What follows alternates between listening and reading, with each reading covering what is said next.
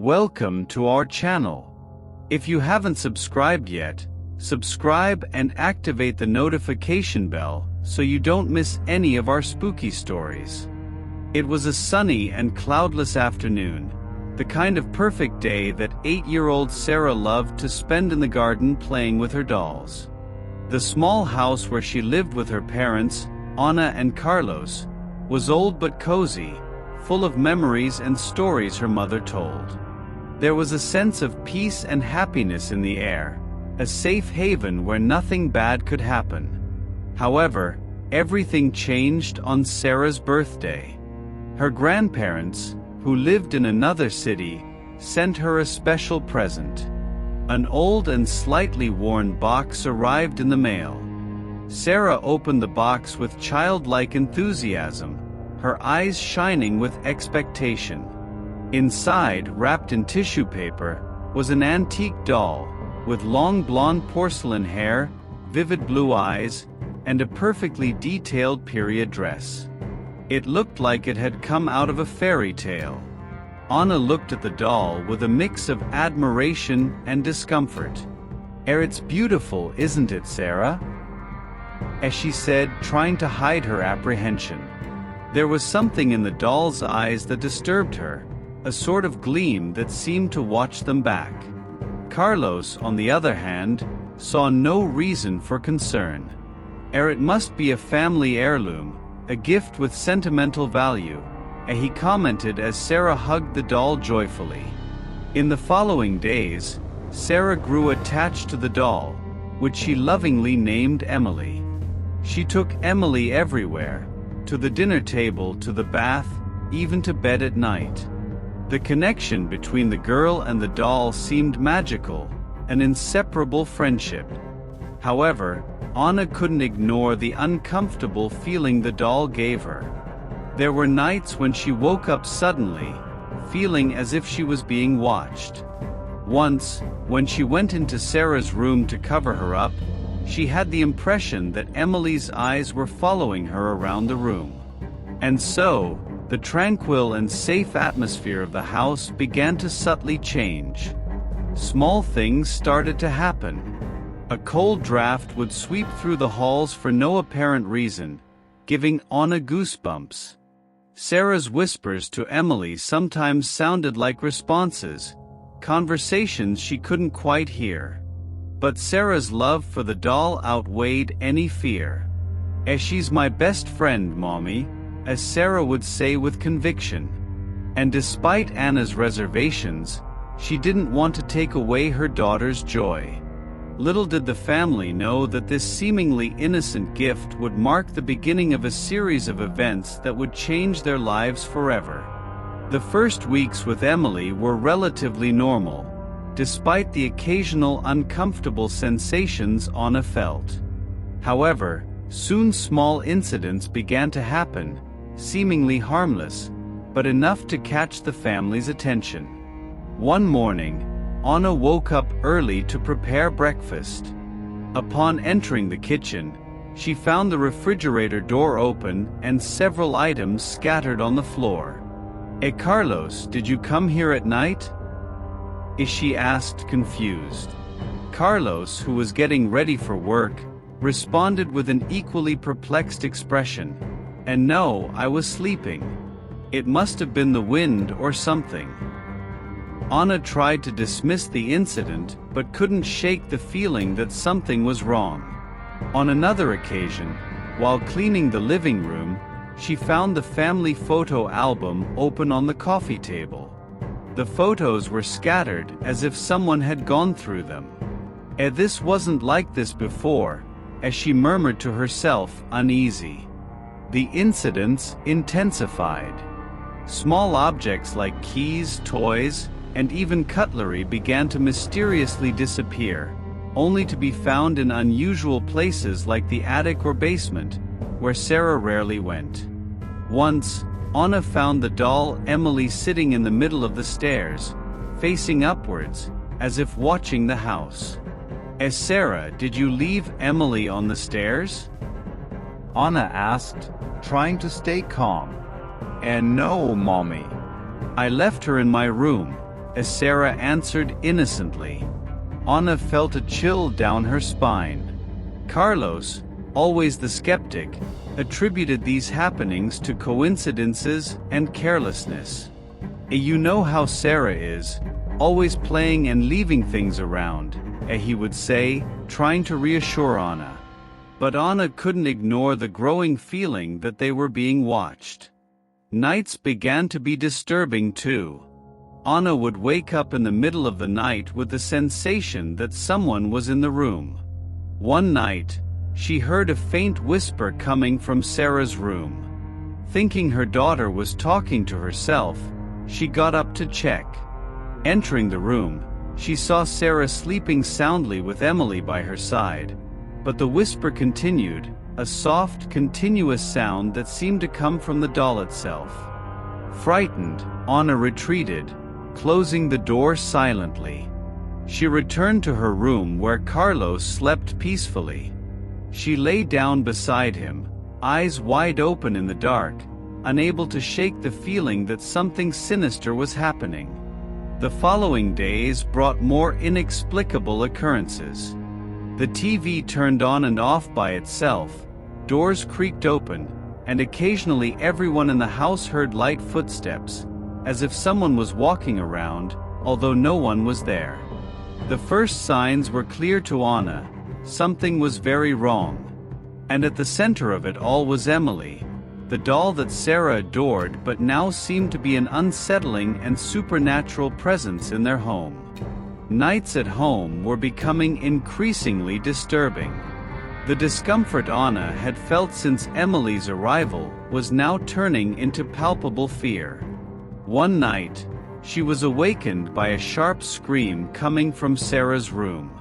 Rushing there, she found her daughter huddled in the corner of the bed, trembling, and pointing at Emily, who was now sitting on the floor, directly facing Sarah. Mommy, she moved by herself. I saw her. She wanted to get me. Sarah sobbed, her eyes wide with terror. Anna hugged her daughter, trying to calm her, but she couldn't deny that she was also terrified. Carlos entered soon after, alarmed but still skeptical. It's just nightmares, sweetheart, he said, though his voice betrayed a slight hesitation. As the days passed, the situation only worsened. Emily seemed to move around the house on her own. Anna began to notice that no matter where she left the doll, it always appeared in a different place, often in positions that made it seem like it was spying or watching. One afternoon, Anna was in the kitchen preparing dinner when she heard light footsteps, almost like a child's, upstairs. Knowing that Sarah was at school, she climbed the stairs slowly, each step creaking under her feet. When she reached the hallway, the sound abruptly stopped. She felt a shiver as she looked toward Sarah's room and saw the door slightly ajar. Pushing it cautiously, she saw Emily sitting in the rocking chair, the doll's vivid eyes seemingly fixed on her with an unsettling intensity. Anna decided it was time to act. She took the doll and locked it in the attic, but that night, everyone in the house was awakened by a loud, incessant noise. The sound was coming from the attic. Carlos went up with a flashlight, ready to face whatever was causing the disturbance. When he opened the attic door, he found the doll at the top of the stairs, as if it had been waiting for him. This is too much, said Carlos, finally aware of the gravity of the situation. He came down with Emily in his arms, his expression grim.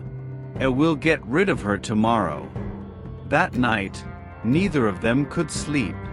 Anna woke up several times feeling like she was being watched, her heart pounding uncontrollably in her chest. In the morning, she found Sarah in her room, playing with Emily as if nothing had happened.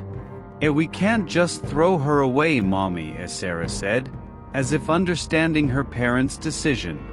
As she gets very angry.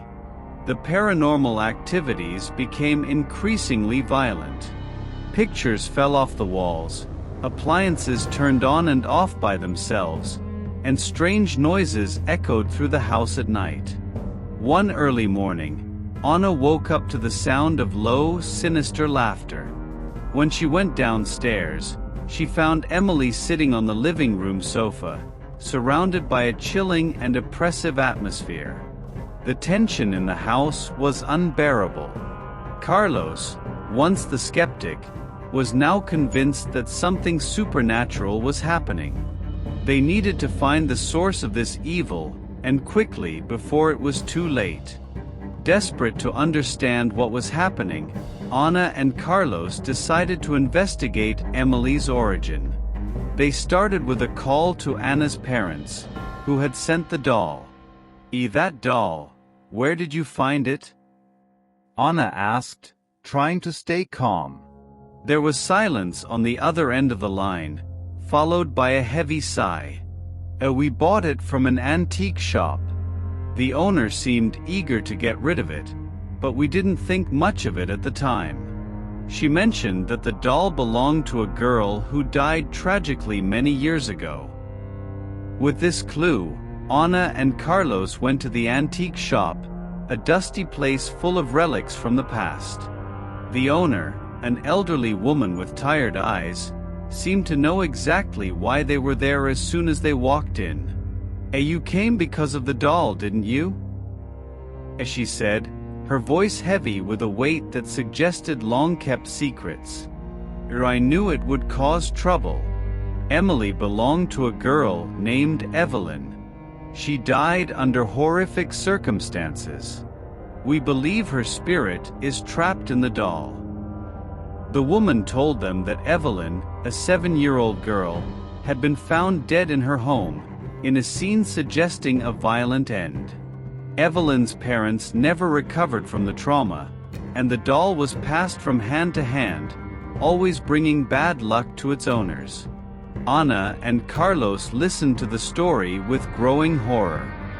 "Evelyn," Anna murmured, remembering a recent night when she heard whispers coming from Emily.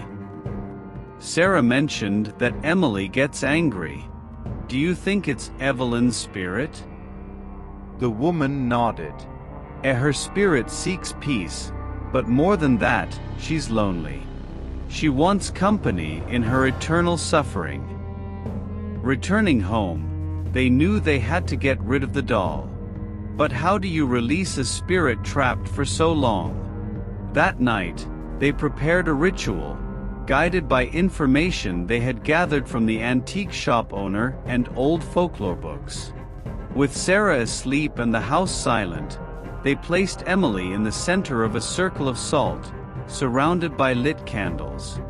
Holding hands, Anna and Carlos began to chant an old incantation meant to free trapped spirits. As they chanted, the air in the room grew cold, and the candles flickered wildly. The doll's eyes seemed to glow with a malevolent light, and a shadowy figure began to take shape behind it. The presence of Evelyn's spirit was undeniable. The room filled with an eerie whispering, a cacophony of voices overlapping, growing louder and more desperate. The candles extinguished one by one, leaving only the dim light from the hallway. The tension was unbearable, but Anna and Carlos kept chanting, their voices trembling but resolute. Suddenly, the room grew still. The whispering stopped, and the temperature returned to normal. In the center of the salt circle, Emily lay motionless, her eyes dull and lifeless. They had done it. The spirit of Evelyn had been released. The next morning, Sarah woke up feeling lighter, as if a dark cloud had been lifted from the house. Emily was no longer a source of fear. Anna and Carlos took the doll to a remote place and buried it, ensuring it would never trouble anyone again. The family returned to their life of peace and happiness, but the memory of those dark days remained as a reminder of the power of old objects and the spirits that can linger within them. And so, Emily's story became another tale in the annals of their family history, a chilling reminder of the unknown forces that can dwell in the most innocent-looking objects.